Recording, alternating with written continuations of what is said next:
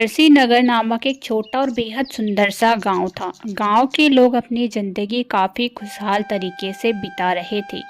गांव के लोगों को पता नहीं था कि उनके गांव में क्या भूचाल आने वाला है।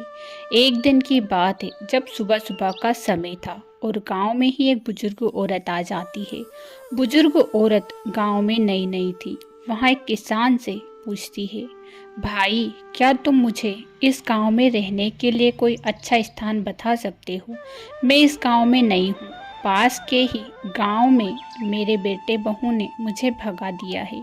इसीलिए मैं इस गांव में रहने के लिए स्थान खोज रही हूँ, लेकिन नई होने के कारण कोई भी मुझे ऐसा स्थान नहीं बता रहा जिसमें मैं रह सकूं। माँ जी, आप तो मुझे नई नई लग रही हो। मुझे खुद नहीं पता कि आप कौन हो। मैं आपको रहने के लिए स्थान कैसे बता सकता हूँ? बेटा, इंसानियत के नाते ही सही, लेकिन मुझे रहने के लिए कोई अच्छा सा स्थान बता दो ताकि मैं इस गांव में रह सकूं और गांव के लोगों के लिए मैं कुछ भी योगदान दे सकती हूँ। तुम्हें नहीं पता, मेरे पास बहुत सारी शक्तियाँ हैं। किसान कुछ समझ नहीं पाता है। वह कहता है, माँ जी, ये बात तो बड़ी ही अच्छी है, लेकिन इंसान के पास कोई शक्तियाँ नहीं होती। वो सारी शक्तियाँ भगवान के पास ही होती है। लेकिन मैं एक अच्छा इंसान हूँ और इंसानियत के नाते मैं आपको रहने के लिए एक अच्छा स्थान बता सकता हूँ।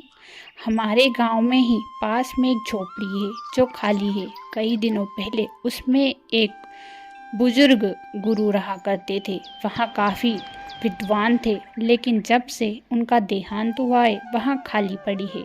मैं चाहता हूँ कि आप उसी झोपड़ी में रहो। विद्वान उसी झोपड़ी में रहा करते थे। तब से उस झोपड़ी में कोई नहीं गया। आप बहुत ही अच्छे इंसान हो।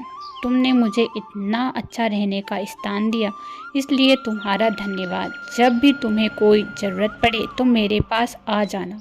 मैं तुम्हारी मदद ज़रूर करूँगी। किसी भी तरह से बीमार हो या आर्थिक स्थिति हो, मेरे पास आकर तुम अपनी कोई भी समस्या बता सकते हो। यहाँ बात किसान समझ नहीं पाता। उस वक्त बुजुर्ग औरत झोपड़ी में रहने के लिए चली जाती है। उसे काफ़ी अच्छी झोपड़ी रहने के लिए मिल चुकी थी। अरे वाह, ये झोपड़ी तो काफ़ी ज़्यादा अच्छी है। इसमें विद्वान गुरु रह कर गए हैं। मतलब कि यहाँ झोपड़ी मेरे लिए बहुत ही अच्छी है और मेरी शक्तियों को काफ़ी बढ़ा भी सकती है।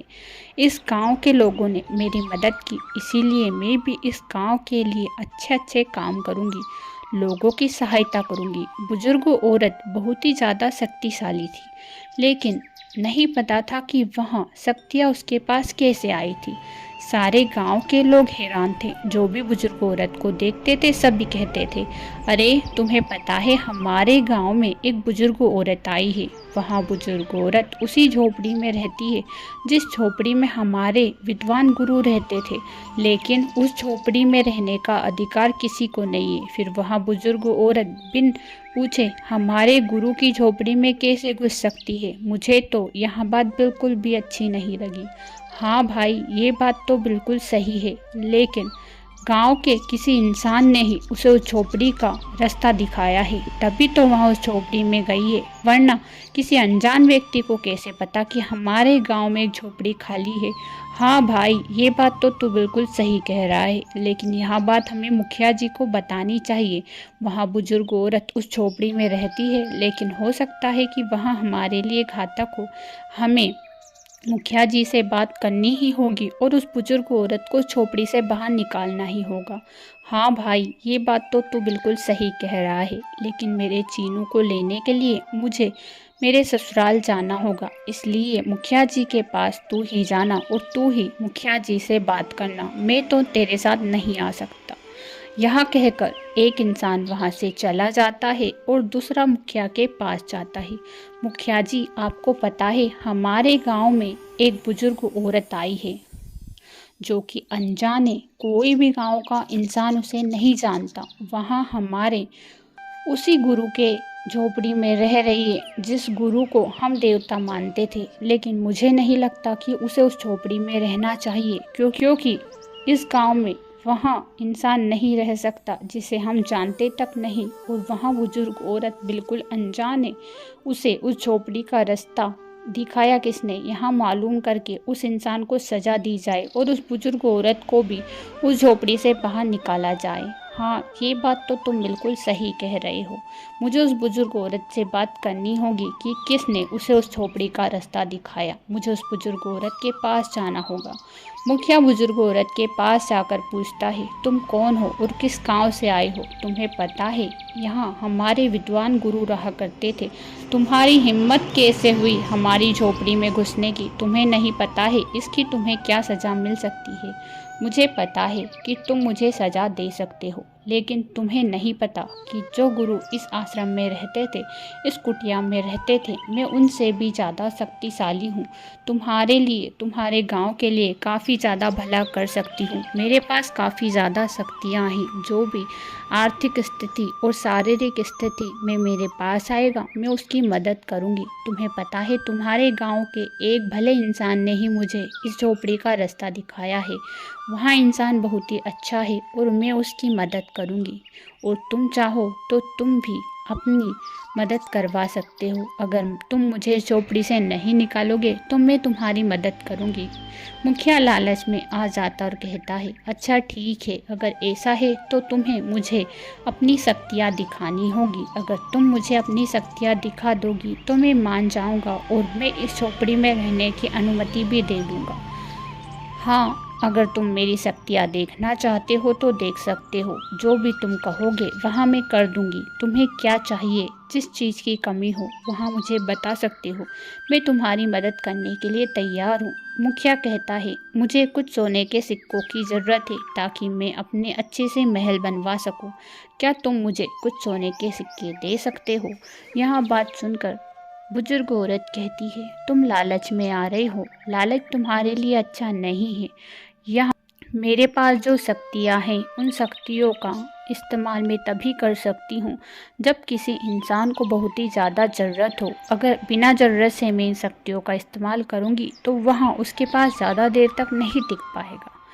अच्छा ठीक है, तो फिर भी तुम मुझे सोने के सिक्के दे दो ताकि मैं इस गांव के गरीब लोगों की मदद कर सकूं।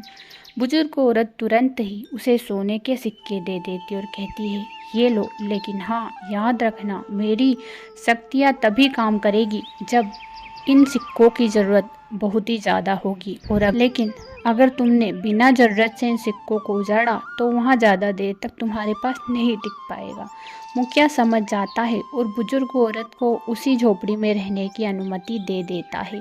अब क्या था, सारे गांव के लोगों को जब भी कोई ज़रूरत होती थी सभी बुजुर्ग औरत के पास ही जाते थे। किसी का सर दुखता था तो बुजुर्ग औरत ठीक कर देती थी।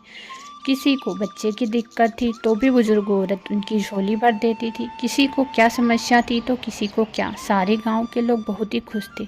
अरे हमारे गांव में तो मुझे लगता है कि भगवान ने ही अवतार ले लिया है। तुम्हें पता है वहाँ बुजुर्ग औरत कितनी अच्छी है, सभी लोगों की मदद कर रही है। वहाँ बुजुर्ग औरत बहुत ही अच्छी है। हाँ भाई, ये बात तो तू बिल्कुल सही कह रहा है। बुजुर्ग औरत ने हमारे गांव के कई लोगों का भला किया है, हमारा भी भला किया है। मुझे लगता है कि हमें भी बुजुर्ग औरत की मदद करनी चाहिए। अरे बुजुर्ग औरत की हम क्या मदद करें, वो इतनी शक्तिशाली है, खुद की मदद खुद ही कर सकती है, तो हमें उसकी मदद करने की ज़रूरत ही क्या है। हाँ भाई, ये बात तो तूने बिल्कुल सही कही। पहले हमारे गुरु हमारी मदद करते थे और यहाँ बुजुर्ग औरत जब से आई है वहाँ हमारी मदद करती है। सारे गांव के लोग बुजुर्ग औरत की तारीफ पर तारीफ किए जा रहे थे, लेकिन पास में खड़ा मोनू यहाँ सब देख रहा था। मोनू सोचता है, आखिर इस बुजुर्ग औरत के पास इतनी शक्तियाँ कैसे हो सकती है।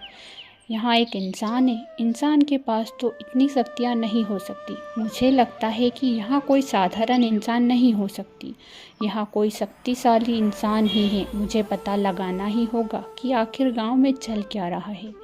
मोनू को शक हो जाता है कि बुजुर्ग औरत कोई साधारण इंसान नहीं है। मोनू बुजुर्ग औरत के पास जाता और कहता है, क्या आप मुझे बता सकते हो कि आपके पास यहाँ शक्तियाँ कैसे आई? अगर आप मुझे बता दोगे तो मैं भी शक्तियाँ हासिल कर लूँगा।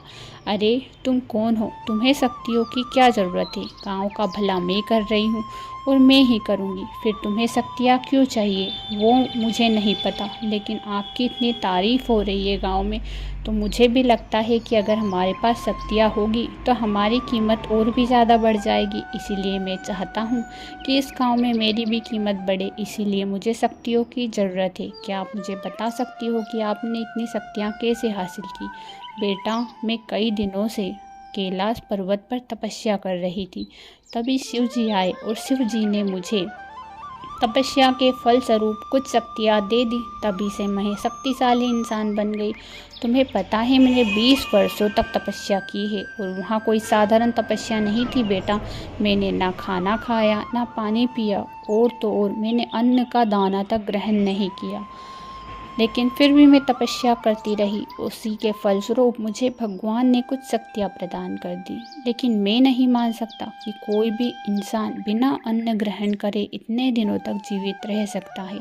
आप कोई साधारण इंसान नहीं हो सकती। बेटा, तुम अगर नहीं मानना चाहते हो तो मत मानो, लेकिन यही मेरी कहानी है। अगर हमारी भगवान पर श्रद्धा होना तो हमारा कोई भी बाल विपाका नहीं कर सकता। और मेरा भगवान पर पूरा विश्वास था। मुझे विश्वास था कि भगवान मुझे कुछ नहीं होने देंगे। इसीलिए मैंने इतने सालों तक तपस्या की और इसी तपस्या के फलस्वरूप भगवान ने मुझे इतनी शक्तियाँ दे दी। अब क्या था, मोनू कुछ भी समझ नहीं पाता। उसके अंदर जो शक था वहाँ शक ही था। वहाँ बाहर जाता और कहता है, मुझे बुजुर्ग औरत पर शक हो रहा है। यहाँ कोई साधारण इंसान तो है नहीं, यहाँ कोई शक्तिशाली इंसान ही होगी। कोई अन्य जीव है यहाँ, यहाँ कोई इंसान नहीं हो सकती। मुझे इसका पता लगाना ही होगा। एक दिन की बात है, जब बुजुर्ग औरत रात को कहीं जा रही थी। मोनू की नज़र बुजुर्ग औरत पर पड़ती है। अरे, इतनी रात को बुजुर्ग औरत जा कहाँ रही है? मुझे इनका पीछा करना ही होगा। मोनू बुजुर्ग औरत का पीछा करते करते हुए उनके पीछे चला जाता है। बुजुर्ग औरत को शक होता है, कहीं कोई मेरा पीछा तो नहीं कर रहा। मुझे ऐसा एहसास क्यों हो रहा है, लेकिन मैं पता भी नहीं कर सकती, क्योंकि मैं अपनी शक्तियों का गलत इस्तेमाल नहीं कर सकती। मुझे अपने रास्ते पर चलना ही होगा। बुजुर्ग औरत को उस दिन शक हो जाता है, इसलिए वहाँ फिर से उस कुटिया में लौट जाती है। लेकिन मोनू को अपना शक हो गया था। यहाँ बुजुर्ग औरत कुछ तो गड़बड़ कर रही है, मुझे इसका पता लगाना ही होगा। यहाँ कोई साधारण इंसान नहीं है। इतनी रात को भला यहाँ कहीं कैसे जा सकती है? वहाँ अपनी माँ के पास आता है और कहता है, माँ, जो बुजुर्ग औरत है ना गांव में, वहाँ सबका भला कर रही है। उसको मैंने रात में कहीं जाते हुए देखा है। माँ, बता सकती हो कि पहले के ज़माने में रात को कोई इंसान अगर बाहर जाता था तो इसका मतलब क्या होता था? बेटा, रात को तो भूत प्रेत ही बाहर जाते हैं, और तो कोई भी बाहर नहीं जाता। लेकिन तू गलत सोच रहा है बेटा।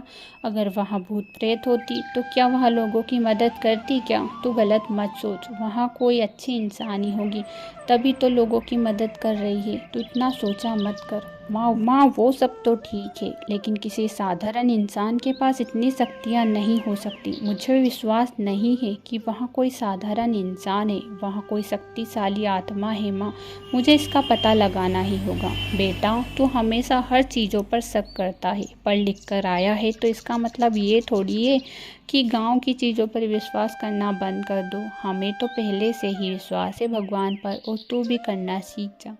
माँ, मुझे सब पता है भगवान पर विश्वास करना है या नहीं, लेकिन मुझे इस बात का पता लगाना ही होगा। उन्होंने ठान ही लिया था कि वहाँ बुजुर्ग औरत की शक्तियों का पता लगा कर ही रहेगा कि आखिर बुजुर्ग औरत के पास इतनी शक्तियाँ कैसे है। वहाँ कोई साधारण इंसान नहीं है। एक दिन की बात है, जब मोनू बुजुर्ग औरत का पीछा फिर से करता है, लेकिन इस बार वहाँ बड़ी ही सावधानी से पीछा करता है। बुजुर्ग औरत रात को फिर से कहीं जा रही थी। वहाँ जंगल में गुफा के अंदर जाती है। मोनू उस गुफा के पास पहुँचकर कहता है, अरे, ये तो कोई शक्तिशाली गुफा दिखाई दे रही है, लेकिन यहाँ गुफा के अंदर यहाँ बुजुर्ग औरत क्यों जा रही है? जब बुजुर्ग औरत गुफा के अंदर जाती है तो मोनू पीछा नहीं कर पाता है, क्योंकि वहाँ गुफा तो बंद हो चुकी थी। बुजुर्ग औरत ने अपनी शक्तियों से गुफा को बंद कर दिया था। अरे, बुजुर्ग औरत ने तो अपनी शक्तियों से गुफा को बंद कर दिया है, लेकिन अब मैं इसका पता कैसे लगा सकता हूँ कि बुजुर्ग औरत आखिर कौन है। मुझे इसका पता लगाना ही होगा। दूसरे दिन होते ही मोनू फिर से बुजुर्ग औरत का पीछा करता है, लेकिन इस बार भी बुजुर्ग औरत फिर से गुफा का रास्ता बंद कर देती है। दूसरे दिन होते ही मोनू सोचता है, बुजुर्ग औरत हर रोज गुफा का रास्ता बंद कर देती है, लेकिन इस बार वहाँ गुफा का रास्ता बंद नहीं कर पाएगी, क्योंकि मैं पहले से ही गुफा के अंदर चला जाऊंगा। अगर मैं पहले से गुफा के अंदर चला गया तो मैं पता लगा पाऊंगा कि आखिर बुजुर्ग औरत कौन है। एक दिन मोनू पहले ही गुफा के अंदर चला जाता है और छुप जाता है। बुजुर्ग औरत को पता तक नहीं चलता। वहाँ अंदर जाती है और अपना रूप धारण कर लेती है, जिसे देखकर मोनू हैरान था। मोनू सोचता है, हे भगवान, आखिर यही है इसकी सच्चाई। इसकी सच्चाई गांव वालों को पता लगेगी, तभी तो गांव वाले मुझ पर विश्वास कर पाएंगे। बुजुर्ग औरत कोई इंसान नहीं थी, बल्कि एक इच्छाधारी नागिन थी। इच्छाधारी नागिन के पास नागमणि थी, जिन्हीं की शक्तियों का इस्तेमाल करके वहाँ गांव के लोगों का भला कर रही थी। मोनू सब समझ जाता है, तभी वहाँ तुरंत ही गांव आ जाता है। बुजुर्ग औरत को कुछ भी पता नहीं लग पाया था। दूसरे दिन होते ही मोनू अपनी माँ से कहता है, माँ, वहाँ कोई बुजुर्ग औरत नहीं है, बल्कि एक इच्छाधारी नागिन है। पता नहीं वहाँ गांव के लोगों का भला क्यों कर रही है। इच्छाधारी नागिन तो ज़्यादातर बदला ही लेती है, कहीं यहाँ किसी से बदला लेने के लिए तो नहीं आई। बेटा, तू कुछ ज़्यादा ही सोचता है। हो भी तो सकता है कि वहाँ इच्छाधारी नागिन बिल्कुल सही हो और वहाँ भलाई के लिए आई हो। तू इतना क्यों सोचता है? माँ, मुझे सोचना तो पड़ेगा ना, क्योंकि गांव का सवाल है। गांव के लोग मेरे अपने हैं और मैं इनका बुरा होते हुए नहीं देख सकता। मोनू तुरंत ही मुखिया जी के पास जाता और कहता है, मुखिया जी, आपको पता है जो बुजुर्ग औरत गांव के लोगों का भला कर रही है ना, वो कोई साधारण औरत नहीं है, बल्कि एक इच्छाधारी नागिन है। इच्छाधारी नागिन के भेष में, बुजुर्ग औरत के भेष में वहाँ इच्छाधारी नागिन सारे गांव में फिर रही है। मैंने कल ही पता लगाया। कल रात को मैं उसके पीछे पीछे गया था और गुफा में देखा कि वहाँ अपना रूप बदल चुकी थी। वहाँ सच में एक इच्छाधारी नागिन है। मुखिया कुछ समझ नहीं पाता, वहाँ डर जाता है। अगर वह इच्छाधारी नागिन है तो फिर तो मैं उसे कुछ नहीं कर सकता, क्योंकि इच्छाधारी नागिन बहुत ही खतरनाक होती है। वहाँ तो अपना बदला लेती है, लेकिन वहाँ इच्छाधारी किससे अपना बदला लेने के लिए आई है वो तो मुझे भी नहीं पता। लेकिन गांव के लोगों के लिए आपको कुछ कदम तो उठाना ही होगा मुखिया जी। ऐसा कैसे चल सकता है? मैं कुछ कदम नहीं उठा सकता। तुम्हें तो पता ही है, मुझे तो नागिनों से काफ़ी ज़्यादा डर लगता है। मैं तो उस बुजुर्ग औरत के पास जाऊंगा तक नहीं। मुखिया डर जाता है और मोनू की एक नहीं सुनता। मोनू ने सोच लिया था कि वहाँ नागिन के पास जाकर उससे पूछेगा कि आखिर वहाँ गाँव में क्यों आई है। तुरंत ही मोनू गांव के लोगों से कहता है, लेकिन गांव के लोग एक भी उसकी बात नहीं सुनते। वहाँ तुरंत नागिन के पास जाता और कहता है, मुझे पता है आप एक इच्छाधारी नागिन हो, जो कि इस गांव में अपनी शक्तियों का इस्तेमाल करके ही लोगों का भला कर रही हो। जिस दिन से आप आई हो ना, और जब से मैंने सुना है कि आप गांव के लोगों की इच्छा पूरी कर रही हो और अपनी शक्तियों का इस्तेमाल कर रही हो, उसी दिन से मुझे पता लग गया था कि आप कोई साधारण औरत नहीं हो सकती।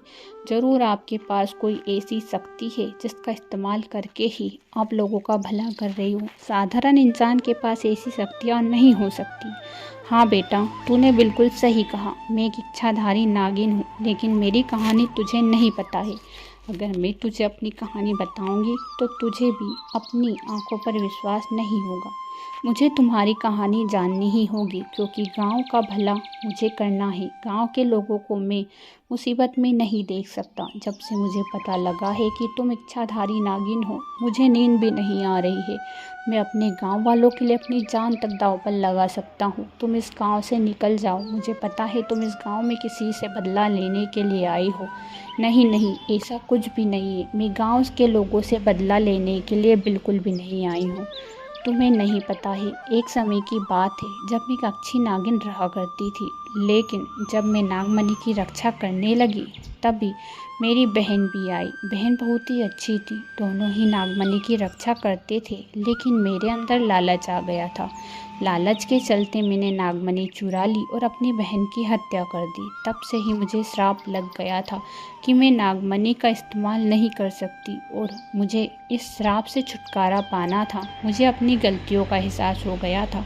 मैंने अपनी बहन को उस नागमणि से जीवित कर लिया, लेकिन मैं उस नागमणि का इस्तेमाल नहीं कर पाई और नागमणि को मैंने इस तरह से खंडित कर दिया कि पूरा नागलोक हिल चुका था। नागलोक के नाग मर चुके थे, जिसमें मेरा पति भी शामिल था। मुझे इस बात का बहुत ही दुख हुआ, लेकिन जब नागरानी ने मुझसे कहा कि अगर मैं किसी ऐसे इंसानों की मदद करूंगी जिसको मदद की काफ़ी ज़्यादा ज़रूरत है, यहाँ काम मुझे 10 सालों तक करना होगा, हर गांव जाकर करना होगा, तभी जाके मेरे पति जीवित हो सकते हैं और नागमणि भी खंडित होने से बच सकती है। इसीलिए मैं हर गांव जाकर लोगों की मदद कर रही हूँ। इस मदद में तुम भी मेरा साथ दोगे। तुम्हें पता है मैं गलत नागिन नहीं हूँ। मैं लोगों की मदद इसीलिए कर रही हूँ ताकि मेरे पति जीवित हो सके और नागमणि सही सलामत नागलोक में आ सके। तुम है कि तुम बहुत ही अच्छे हो, गांव की भलाई के लिए यहाँ सब कर रही हो, लेकिन मेरी मदद के बीच में मत आओ। मुझे बहुत ही ज़रूरत है, ना मेरी नागमणि फिर से खंडित हो जाएगी अगर लोगों को पता लग गया तो।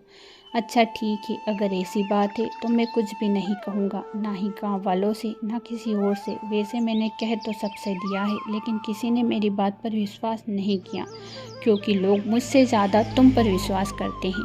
तुमने अपनी छवि इस गांव में इस तरह से बना ली है। हाँ, ये बात तो तुमने बिल्कुल सही कही। जब से मैंने गांव वालों की मदद की है ना, गांव वाले मुझ पर बहुत ही ज़्यादा विश्वास करने लगे हैं। मैं यही चाहती हूँ कि मेरी छवि इस गांव में ऐसी ही रहे और मैं हर गांव में लोगों की मदद करती रहूं। मुझे बड़ी ही खुशी हो रही है। पहले मैं गलत काम करती थी, मुझे ज़रा से भी खुशी नहीं मिलती थी, लेकिन जब से मैंने लोगों की मदद करना शुरू किया है ना, मुझे एक अलग ही सुकून मिल रहा है। मैं अब एक अच्छी नागिन बन चुकी हूँ। मैं कभी किसी का बुरा अब नहीं करूँगी। जो भी कर रही हूँ मैं हमारे नागलोक के लिए ही कर रही हूँ। मुझे अपना कार्य करने दो। मोनू अब उससे कुछ नहीं कहता। नागिन अपना काम जारी रखती है और कुछ ही दिनों बाद उसकी नागमणि खंडित होने से बच जाती है। कहानी पसंद आए तो चैनल को सब्सक्राइब, वीडियो को लाइक, बेल आइकन को प्रेस करें। कनकपुर नामक एक छोटे से गांव में रामू नाम का एक गरीब और मेहनती किसान रहा करता था। रामू मेहनती तो बहुत ही था, लेकिन उसकी किस्मत कभी भी उसका साथ नहीं देती थी। रामू दिन रात मेहनत करता था, लेकिन फसल हमेशा खराब ही हो जाती थी, जिस वजह से रामू काफी ज्यादा परेशान रहा करता था। एक दिन वह अपनी माँ से कहता है, माँ देखो ना, मैं कितनी मेहनत करता हूँ, हर साल ही मेहनत कर रहा हूँ, लेकिन फिर भी मेरी फसल अच्छी नहीं होती। माँ मैं क्या करूँ, मुझे तो कोई रास्ता नजर ही नहीं आ रहा। अरे रामू बेटा, तू चिंता क्यों करता है? फसल खराब हो गई तो क्या हुआ, तुझे तो पता ही है ना, भगवान का हाथ हमेशा उसी इंसान पर रहता है जो मेहनत करता है। मेहनत का फल एक न एक दिन जरूर मिलता है। और हाँ, सब्र तो हमें ज़िंदगी में करना ही पड़ता है। तू अगर सब्र रखेगा तो तुझे भी एक दिन उसका फल मिल जाएगा। वो तो मुझे पता है माँ, लेकिन आपको तो पता ही है, 5 साल हो गए हैं। 5 साल से मैं लगातार मेहनत कर रहा हूँ और मेरी तरह इस गांव में कोई भी मेहनत नहीं करता। जिस तरह से मैं मेहनत कर रहा हूँ ना, उस तरह से अगर गांव का कोई भी इंसान मेहनत करता ना, तो अब तक वहाँ अमीर बन जाता। लेकिन मेरी तो किस्मत ही खराब है माँ, जो मेरी किस्मत साथ ही नहीं दे रही। बेटा, भगवान ने तेरे लिए कुछ अच्छा ही सोच रखा होगा और देख लेना, एक दिन तू एक बड़ा आदमी जरूर बनेगा, क्योंकि तेरे पास जो मेहनत और लगन है ना, वह इस गांव में किसी भी इंसान के पास नहीं है। और भगवान अगर किसी इंसान से इतना सब्र करवाता है ना, तो उसे और भी ज़्यादा बड़ा और अच्छा फल मिलता है। माँ, मुझे तो अब इस बात पर विश्वास नहीं रहा कि भगवान भी इस दुनिया में होते हैं, लेकिन मैं अपनी मेहनत करता रहूँगा, क्योंकि मुझे अपना घर चलाना है। अगर मैं इतनी भी मेहनत नहीं करूँगा तो मेरे घर का क्या होगा? बेटा, वो मुझे पता है, तू बहुत ही मेहनती है, तू मेहनत करता रहे, देख लेना एक दिन तेरी किस्मत जरूर चमकेगी। रामू अपनी माँ से उस वक्त कुछ नहीं कहता, क्योंकि जिस तरह से हर साल उसकी फसल खराब हो रही थी ना, रामू को अब भगवान पर विश्वास ही नहीं था कि वह उसकी किस्मत कभी भी बदलेंगे। रामू हमेशा मेहनत करता था, कभी भी वह यह नहीं सोचता था कि वह इस साल फसल ना करे, क्योंकि रामू को अपना घर चलाना था। इस साल चाहे कुछ भी हो जाए, मैं अपनी मेहनत और भी अच्छे से करूँगा ताकि मेरे घर की स्थिति अच्छी हो जाए। 2 साल से मेरे ऊपर कितना ब्याज है, कर्ज है, लेकिन मुझे इसे चुकता करना ही होगा, वरना मैं माँ का इलाज ही नहीं करा पाऊँगा और मेरी शादी भी तो करनी ही है ना, क्योंकि अगर मैंने शादी नहीं की तो माँ को काफ़ी ज़्यादा चिंता होगी और इससे वह बीमार भी पड़ सकती है। रामू अपने खेतों में काफ़ी ज़्यादा मेहनत करता था। इधर उसकी माँ भी उसकी वजह से काफ़ी ज़्यादा परेशान थी। मेरा रामू बेटा सच में इतना मेहनत करता है। मैं भगवान पर हमेशा विश्वास रखती हूँ, लेकिन पता नहीं भगवान उसकी किस्मत कब बदलेंगे। मैं चाहती हूँ कि रामू एक बड़ा आदमी बने, उसकी शादी हो जाए, बस यही मेरा सपना है। अगर यह सब हो गया तो फिर भगवान मुझे ऊपर उठा ले तो भी मुझे किसी बात का गम नहीं। रामू की माँ हमेशा यही सोचती थी कि रामू की शादी हो जाए और वह एक बड़ा आदमी बन जाए। जिस तरह से वह मेहनत करता था, उसी तरह से उसकी माँ उसका साथ देती थी। रामू की माँ खेतों पर जाकर कभी कभी रामू का साथ देने लग जाती थी, लेकिन रामू को यह बात अच्छी नहीं लगती थी। माँ, मैंने आपसे कितनी बार कहा है, आप खेतों पर मत आया कीजिए। आपको पता है ना, मुझे अब बिल्कुल अच्छा नहीं लगता। आप खेतों पर आती हो, आपके पैरों में भी कितना दर्द रहता है और आप मेरी एक नहीं सुनती। रामू बेटा, तू अकेला ही खेतों पर काम करता है, तुझे पता है ना, मुझे यहाँ देखा नहीं जाता। मैं तुझसे कितना प्यार करती हूँ। मैं ना तुझे ऐसी हालत में नहीं देख सकती। एक माँ की आत्मा ऐसी ही होती है बेटा। बेटे अकेले को तड़पता हुआ नहीं देख सकती। वो मुझे भी पता है माँ, लेकिन मैं अब बड़ा हो चुका हूँ। मैं यहाँ नहीं चाहता कि आप भी मेरे पीछे पीछे खेतों पर आए और मेरी तरह मेहनत करें, क्योंकि मुझे तो मेहनत का फल मिल नहीं रहा और जिस तरह आप काम करोगी तो मुझे अच्छा नहीं लगेगा माँ। मैं तो खुद ही कर लूँगा। बेटा देख लेना, मैंने कहा ना तेरी किस्मत एक दिन चमकेगी। तू चिंता मत कर, भगवान तेरा साथ एक न एक दिन जरूर देंगे। माँ, आप हमेशा मुझे दिलासा देती हो, क्योंकि आपको पता है कि मैं निराश हो जाता हूँ। मुझे सब पता है आप मेरी कितनी चिंता करती हो, आप मेरा सहारा हो। इसी वजह से तो मैं भी आपको ऐसे हालत में नहीं देख सकता ना। आप घर जाइए। यहाँ कहकर रामू अपनी माँ को घर भेज देता है। रामू की माँ घर आ जाती है और रामू फिर से खेतों पर काम करने लग जाता है। ऐसे ही कुछ समय बीतता चला जाता है कि रामू की फसल आ जाती है। अरे वाह, इस साल तो फसल काफ़ी अच्छी नज़र आ रही है। मुझे लगता है कि इस साल मुझे काफ़ी ज़्यादा मुनाफा होगा, जिससे मैं माँ का इलाज करवा लूँगा और एक अच्छा सा घर भी बना लूँगा, जिससे मेरी शादी हो जाएगी और माँ भी खुश हो जाएगी और मेरी ज़िंदगी भी बन जाएगी। रामू मन ही मन खुश हो रहा था और वह अपने घर आकर अपनी माँ से कहता है, देखो ना माँ, तुम्हें पता है मेरी फसल इस साल बहुत ही अच्छी हुई है। मेरी मेहनत का फल इस साल मिलने ही वाला है। मुझे पता है कि आप इस बात को सुनकर बहुत ही खुश होंगी। देख लेना, एक दिन मैं बड़ा आदमी बन जाऊंगा और आपका इलाज कराकर मेरी शादी कर लूँगा और आपका सपना पूरा हो जाएगा। हाँ बेटा, मैं तो यही चाहती हूँ कि एक दिन तेरा सपना पूरा हो जाए, तू शादी कर ले। बस यही मेरा सपना है माँ। बस एक कुछ दिनों का ही वक्त चाहिए मुझे। देख लेना, मैं आपका सपना ज़रूर पूरा करूँगा। अब मैं है ना खेतों पर जाता हूँ, क्योंकि अब हमारी फसल कटने की बारी आ गई है। फसल काट कर मैं बाज़ार में बेच आऊँगा और उन पैसों से मैं आपका इलाज भी करवा दूँगा। अच्छा बेटा, तू जा, मेहनत कर और देख लेना, मेरा आशीर्वाद तेरे साथ हमेशा है। रामू अपनी माँ का आशीर्वाद लेकर फिर से खेतों पर चला जाता है और फसल काटकर बोरियां इकट्ठा कर लेता है। इस साल रामू की फसल काफ़ी अच्छी हुई थी। उसे लग रहा था कि उसे काफ़ी ज़्यादा मुनाफा होने वाला है, लेकिन रामू को नहीं पता था कि उसके साथ फिर से क्या होने वाला है।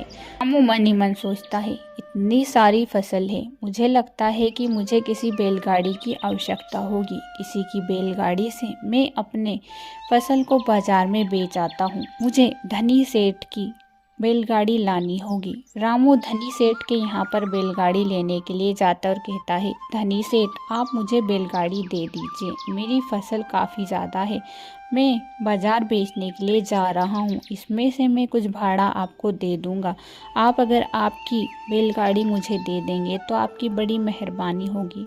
रामू मैं तुम्हें बैलगाड़ी तो दे दूँगा, लेकिन तुम्हारी फसल में से मुझे एक बोरी चाहिए। फसल की एक बोरी दोगे तभी मैं तुम्हें बैलगाड़ी दूँगा, वरना मैं तुम्हें बैलगाड़ी नहीं दे सकता। अच्छा ठीक है सेठ जी, आप पहले एक बोरी ले लीजिए, फिर मुझे अपनी बैलगाड़ी दे दीजिए। हाँ रामू, लेकिन इसके लिए तो मुझे तुम्हारे खेतों पर ही चलना होगा। जब सेठ धनीराम रामू के खेतों पर जाता है तो देखता है कि वहाँ पर कोई भी फसल नहीं है। रामू से धनी सेठ कहता है, ये क्या है रामू, यहाँ पर तो कोई भी फसल नहीं है और तुम कह रहे थे कि तुम्हें बैलगाड़ी चाहिए, तुम्हारी काफ़ी ज़्यादा फसल है, यहाँ तो कुछ भी नहीं है। रामू हैरान था, इतनी सारी फसल जो कि कुछ समय पहले उसी के खेतों में रखी हुई थी वहाँ से गायब हो गई थी। रामू मन ही मन सोचता है, ये क्या हो रहा है मेरे साथ, इस साल तो मेरी फसल अच्छी हुई थी लेकिन किस्मत ने फिर से मेरा साथ नहीं दिया और शायद मेरी फसल चोरी हो गई, लेकिन अभी थोड़ी देर पहले ही मेरी फसल यहीं थी, इतनी जल्दी चोरी कैसे हो सकती है। रामू धनी सेठ से कुछ नहीं कहता और उदास मुंह लटके अपनी माँ के पास जाता और कहता है, माँ देखिए ना, मुझे कितनी उम्मीद थी कि इस साल मेरी फसल काफ़ी ज़्यादा अच्छी होगी, लेकिन आपको पता है इस साल भी मेरी फसल चोरी हो गई है। मेरे काफ़ी ज़्यादा सपने थे, मुझे काफ़ी ज़्यादा उम्मीद थी, लेकिन इस साल भी मेरी उम्मीद टूट गई है। अब मैं क्या करूँगा माँ। बेटा तू चिंता क्यों करता है, भगवान हमेशा हमारे साथ ही होता है, जिसके साथ बुरा होता है भगवान उसके लिए अच्छा दिन भी ज़रूर लाता है। माँ आप हमेशा यही कहती रहती हो, लेकिन मैंने तो अभी तक यहाँ नहीं देखा, मुझे भगवान पर से विश्वास ही नहीं है। देखिए ना, इस साल तो मुझे काफ़ी ज़्यादा उम्मीद थी, लेकिन फिर भी मेरी फसल चोरी हो गई। अब मैं कैसे भगवान पर विश्वास कर लूँ, मुझे तो भगवान पर विश्वास ही नहीं है।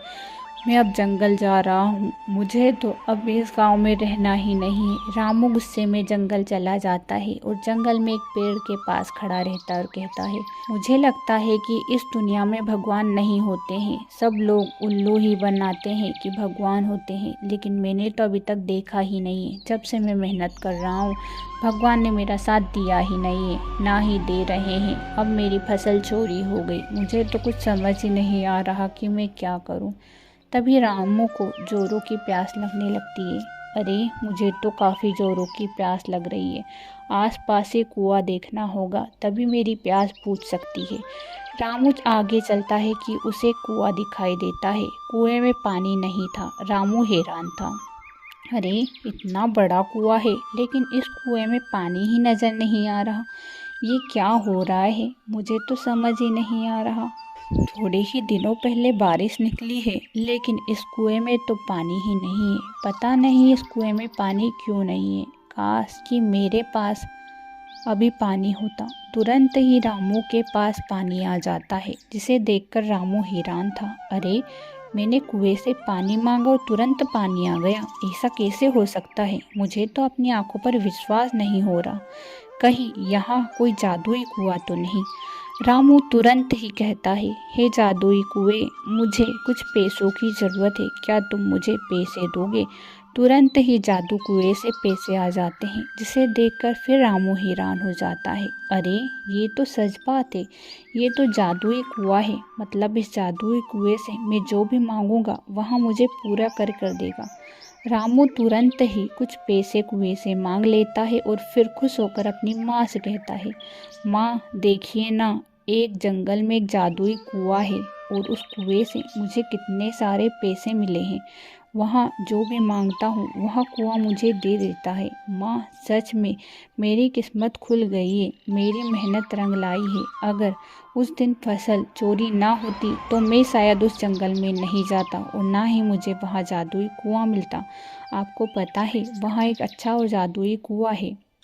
उसकी माँ भी हैरान थी लेकिन खुश भी थी। देख ना बेटा, तू कहता था कि भगवान नहीं है, लेकिन कहा है ना कि भगवान किसी भी रूप में हमारे साथ ही होते हैं। इतने दिन से वहाँ जो भी कर रहे थे वहाँ तेरे भाग्य में लिखा था, लेकिन अब तेरा भाग्य बदल चुका है। अब तुझे चिंता करने की ज़रूरत नहीं है। रामू खुश हो जाता है और थोड़े ही दिनों बाद वहाँ उन पैसों से एक बड़ा सा घर बना लेता है।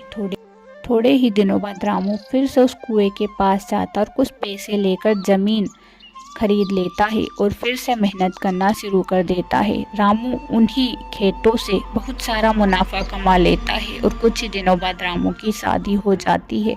रामू का सपना पूरा हो जाता है। रामू का सपना था कि उसकी माँ खुश हो जाए और उसकी माँ का सपना था कि रामू का घर बस जाए। बस और रामू को क्या चाहिए था। फिर रामू उस कुएं के पास नहीं जाता, क्योंकि रामू एक मेहनती किसान था। वहाँ नहीं चाहता था कि वहाँ बिना मेहनत के किसी के ऊपर बोझ बने, इसीलिए वहाँ जादुई कुएं के पास नहीं जाता था। थोड़े ही दिनों बाद जब रामू जादुई कुएं को धन्यवाद देने जाता है तो वहाँ जादुई कुआं उसे नजर नहीं आता।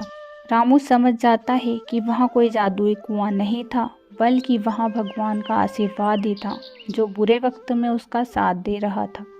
रामू खुश हो जाता है और अब उसे विश्वास हो जाता है कि इस दुनिया में भगवान भी होते हैं।